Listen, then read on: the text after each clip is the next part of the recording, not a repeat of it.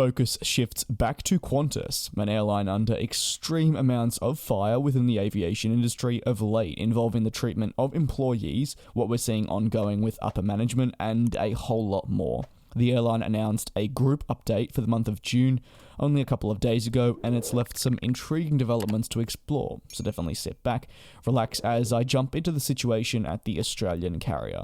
Beginning right off the bat, we have to shift the focus to the adjusted capacity across the Qantas domestic network for the remainder of the financial year 23. This is due to the increase in fuel prices, which have sadly reached a level where they are so high, it is becoming a problem. In addition, with these prices plateauing at these levels, Qantas does need to get radical. Further to what they previously announced, the airline will be cutting an additional 5 points of capacity for July and August. This is mentioned further to the 10% announced only last month in May. However, from the months of October through to the end of March 2023, that being next year, a cut of 10% will be applied to all schedules, highlighting just how long they expect this to continue and how long they'll have to be sustaining such a cut of frequencies.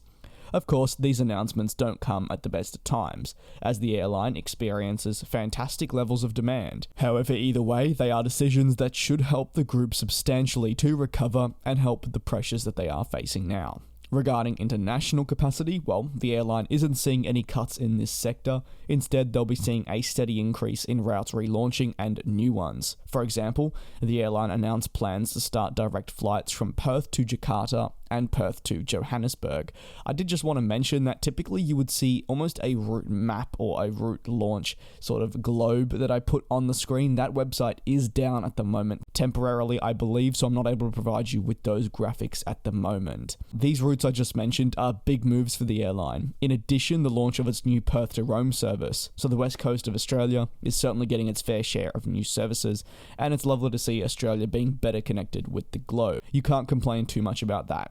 The group also revealed a fascinating group capacity summary table featured on your screen, giving us a better look at the future and what's next for the airline in terms of operations and load factors. As for Jetstar, another airline in the Qantas group, one that you could argue has actually been outshining Qantas recently, which is funny when it is supposedly a low-cost carrier, which would typically make Qantas have a better look. But it's quite the opposite that has been happening, and we have seen also its CEO announce that they will be stepping down from their role in December of 2022. To conclude, the CEO of Qantas, Alan Joyce, said Gareth had been a superb leader and member of the senior executive team for many years. He's given an incredible amount to the organisation in several key roles, from his time as CFO through to major restructuring and most recently as Jetstar CEO as we navigated the pandemic. When he leaves next year, it will be with our sincere thanks and best wishes.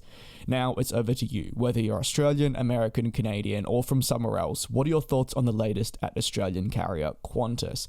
Of course, today I explored their most recent June group update, but like I said, there are far more deep-rooted issues and a lot of problems ongoing at the carrier that I won't explore in this video, but you're more than welcome to give your opinions and thoughts on those if you have been keeping up to date down below in the comments. Thanks very much for watching, and I will see you next time.